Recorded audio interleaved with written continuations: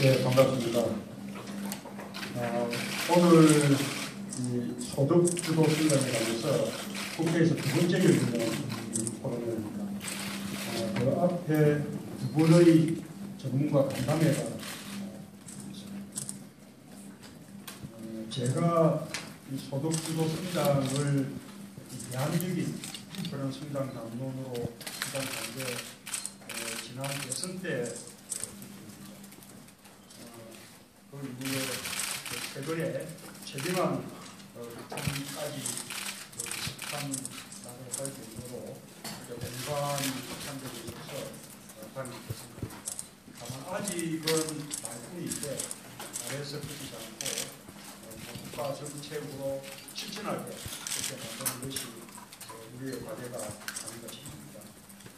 토론에 함께 해주셔서 그다음 토론회를 함께 준비해 주신 우리 장병환 의원님, 홍수미 의원님, 한동아 의원님, 그리고 발제자와 토론자로 참여해 주시는 전문가 의원님들, 김은재 우리 수기자님 감사드립니다. 제가 오늘 인사 말뿐만 아니라 기조 연설을 하기 위해서 준비를 해왔습니다. 오늘 토론회는 소득주도 성장의 구체적인 방안을 준비해서 국민들께 제시한 자리입니다. 우리 모두는 풍요롭고 정의로운 삶을 원합니다. 그러자면 꼭 필요한 것이 성장입니다. 성장 없는 풍요와 경제 정의는 이루기가 어렵습니다. 그런데 진보는 성장에 유능하다거나 또는 성장을 소홀히 한다는 그런 핑계도 있습니다.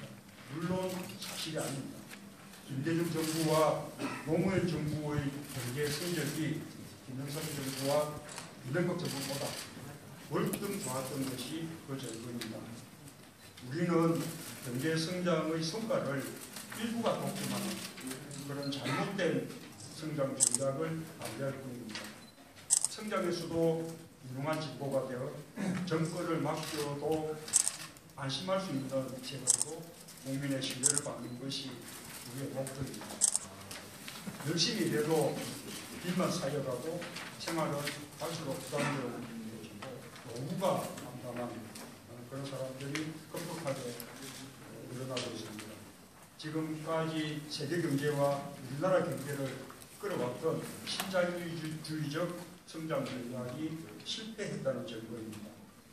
전 세계적으로 경제 성장에도 불구하고 소득 불평등이 갈수록 심해지고 있습니다. 우리나라 실정을 고합니다. 가계소득은 수년째 제자리 걸음입니다. 이명박 정부 이후 실질 임금 상승률이 0%대로 떨어졌습니다.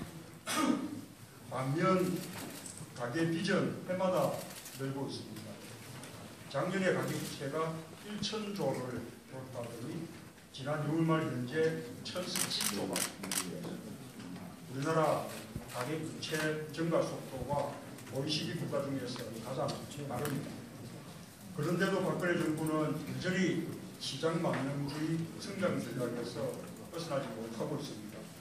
경제 민주화와 복지 공약을 파기하고 그 자리를 규제 완화가 대신하고 있습니다. 최근 최경환 부총리가 가계소득을 정대시키겠다고 해서 기대를 들어봤지만 말뿐이었고 실제로는 부채로 성장을 마치는 경제정책을 밀어붙이고 있습니다. 박근혜 정부의 부채주도 성장은 지속 불가능한 성장 전략입니다. 빈대에서 집사고, 빈대에서 소비하고, 빈대에서 소비하면 투자하면 그 비결은 결국 가산입니다. 부채를 기반으로 경제 활성화를 도모하는 것은 잠시는 가끔할지 모르지만 결국은 다음 정부로 폭탄을 떠넘기는 무모한 짓입니다. 더구나 내부 경제 환경도 급격히 나빠지고 있습니다. 미국이 양적 완화를 마감하고 금리 인상을 단행할 예정입니다. 중국의 경제 성장도 둔화되고 있습니다. EU, 일본, 중국 모두 돈을 풀어서 경제 활성화를 추진하고 있기 때문에 원화 가치 상승으로 수출도 어려움이 예상됩니다. 이대로 가면 우리 경제 아주 위험합니다. 이제는 우리 경제의 성장 패러다임을 근본적으로 전환해야 합니다. 사람들의 소득을 늘려주는 사람 중심의 경제 성장 전략으로 가야 합니다. 그것이 바로 소득주도 성장입니다. 가계의 가처분 소득을 높여줘서 중산층과 서민들을 살리면서 내수 기반의 성장 동력을 높이는 것입니다. 즉, 더 쓰는 성장 전략입니다. 소득이 증가하면 그만큼 소비가 확대되고 내수가 살면 일자리가 늘면서 성장이 이루어지는 선순환을 하자는 것입니다. 소득주도 성장은 이미 세계적 추세입니다. EU, OECD, ILO, IMF, APEC 정상회의도 소득 불평등 해소와 포용적 성장을 주장하고 있습니다. 미국, 독일, 일본, 중국 등 경제가 잘 되는 나라들은 모두 중산층과 서민의 수요를 늘려 경기를 활성화하려는 전략을 채택하고 있습니다. 일부 대기업들의 꽃감만 형성해주고 중소기업들은 위기에 내몰리며 중산층 서민들의 지갑은 갈수록 얇아지는 상황을 극복해야 진정한 성장이 시작될 것입니다. 소득주도 성장 전략의 핵심은 월급쟁이들의 누리 지갑을 채워주는 것입니다. 말 그대로 지갑을 채워주는 성장입니다. 이를 위해서는 첫째, 생활소득을 높여서 국민 기본소득을 보장해야 합니다. 우리나라 저임금 노동자 규모는 OECD 국가 중 1위, 최저임금을 최소한 노동자 평균임금의 50% 수준 이상으로 올리고 일부 지자체에서 시행하고 있는 생활임금을 전면적으로 도입할 필요가 있습니다. 생활비를 줄여주는 것도 생활소득을 높이는 효과를 거둘 수 있습니다. 특히 정부의 정책 실패가 전세 대란으로 나타났습니다.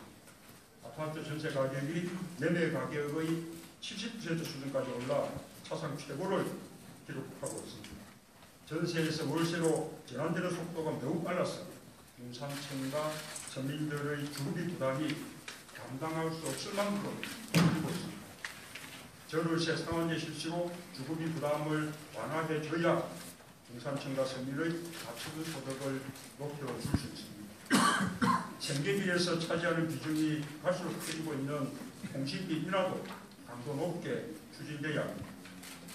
둘째, 비정규직, 자영업자 등 1,000만 워킹포에 대한 차별을 해소해야 합니다.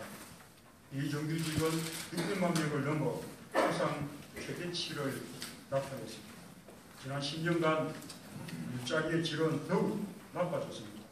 정규직과 비정규직의 임금 격차가 더 커졌습니다. 특별법을 개정해서라도 시간당 임금, 초과 근무시간, 퇴직금, 사회보험 등에서 차별을 적극적으로 해소해 가야 합니다. 원래 정규직을 써야 하는 상시 지속 업무는 정규직으로 전환해야 합니다. 여기에 공공부문이 앞장서야 합니다. 베이비 부모 세대가 은퇴하면서 자영업 종사자가 580만 명이나 됩니다. 내수 불황이 겹치면서 빚도 눈덩이처럼 불어나고 있습니다. 해마다 10조씩 자영업자 대출이 급증하고 있다고 합니다. 중하층 자영업자는 사실상 자기 고용 노동자입니다. 실업구조 등 적절한 보호장치로 삶의 안정판을 마련해줘야 합니다. 셋째, 대중소기업 상생협력을 제도화해서 확대 발전시켜 나가야 합니다. 우리 경제에서 일자리의 대부분을 중소기업이 담당하고 있습니다. 중소기업을 오래 키워야 나라 경제가 살아납니다. 그런데도 대기업 대비 중소기업의 상대 임금은 갈수록 낮아져서 절반 수준에 그치고 있습니다. 대기업의 성과가 중소기업으로 전달되지 못하고 있는 것입니다. 대기업과 중소기업 간의 거래의 공정성을 확보해줘야 중소기업 종사자들의 임금을 높여줄 수 있습니다. 대중소기업 상생 협력을 확대 발전시키려면 성과 공유제와 이익 공유제를 더욱 확산시키고 제도화해야 합니다. 특히 이익 공유제는 대기업의 지혜에 맡길 것이 아니라 법적 근거를 마련하고 공기업이 선도해 나가도록 그렇게 제도화해야 합니다. 국가의 R&D 예산 지원도 스스로 투자 능력이 있는 대기업이 아니라 중소기업 위주로 그렇게 되문화 필요가 있습니다. 넷째, 부자 강세를 초래해 복지 재원을 만들어야 합니다. 송파 세번여 사건의 기억이 아직 생생한데 최근 인천에서 또 세 가족이 목숨을 끊는 그런 비극이 일어났습니다.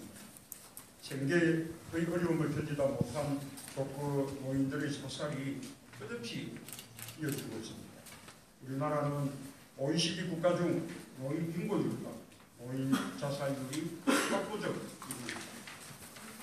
우리나라 복지 지출이 OECD 꼴찌이기 때문에 보육, 노무급식, 의료, 노후대책 결국 국가가 책임져야 합니다.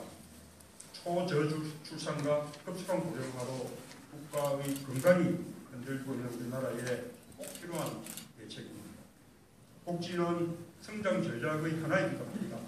일자리를 창출하는 가장 중요한 수단이자 또 생활비를 줄여서 가처분 소득을 높여줍니다. 우리는 이제야 복지의 그런 말을 빼기 시작한 수준입니다. 그런데도 정부 여당은 우리가 벌써 과잉 복지를 누리기라도 하느냐 국민들을 속이고 있습니다. 재원대책의 실패를 가리려고 박 대통령의 공약이었던 무상보육 예산을 지방교육청에 떠넘기면서 무상급식의 중단을 종용하는 정부 여당의 태도는 참으로 무책임하고 한심합니다. 당장이라도 부자 감세를 초래해서 복지 재원을 마련하는 방향으로 정책을 대전환해야 합니다. 그러고도 재원이 부족하다면 장기적으로 사회적 대타협을 통해 정세하는 방안을 검토해야 합니다. 세계적 주목을 받고 있는 경제학자 토마 피케티가 주장하는 고율의 유진소득세나 세계 자본세까지는 가지 않더라도 일단의 경제학자들이 제안하는 불평등세, 일명 브랜다이스세를 도입한다면 불평등 심화를 막고 복지 재원을 확보한 일석이조의 효과를 거둘 수 있을 것입니다. 다섯째, 일자리가 최고의 복지입니다. 노동시간을 단축해 일자리를 나누어야 합니다. 우리의 연간 근로시간은 2163시간고 OECD 국가 중 최장 수준입니다. 법정 노동시간을 준수해 실근로시간을 단축하기만 해도 많은 일자리를 늘릴 수 있습니다. 공공부문은 아직 좋은 일자리에 대한 여력을 가지고 있습니다. 공공부문에서 앞장서서 일자리를 열려야 합니다. 지금까지 설명드린 소득주도형 성장 전략이야말로 지속 가능한 성장을 위한 길이라고 확신합니다. 이런 성장이어야만 모두에게 행복한 사회를 만들 수 있을 것입니다. 소득주도 성장을 위해 이미 국회에 제출된 법안들이 많습니다. 최저임금 인상법, 실노동시간 단축법, 일자리 창출법, 학교 비정규직, 정규직 전환법, 고용 차별 해소법 등 이런 법안들이야말로 진정한 민생 법안이라고 할 수 있습니다. 이런 민생 법안들이 연내에 처리되어서 내년에는 변화가 실질적으로 시작될 수 있기를 기대합니다. 국회에서 논의되고 있는 2015년 예산안과 세제 개편안도 소득주도 성장에 부합되도록 수정될 필요가 있습니다. 오늘 토론회가 소득주도 성장론의 내용과 깊이를 더 풍부하게 해주는 그런 이야기를 기대해 나가겠습니다. 여러분 감사합니다.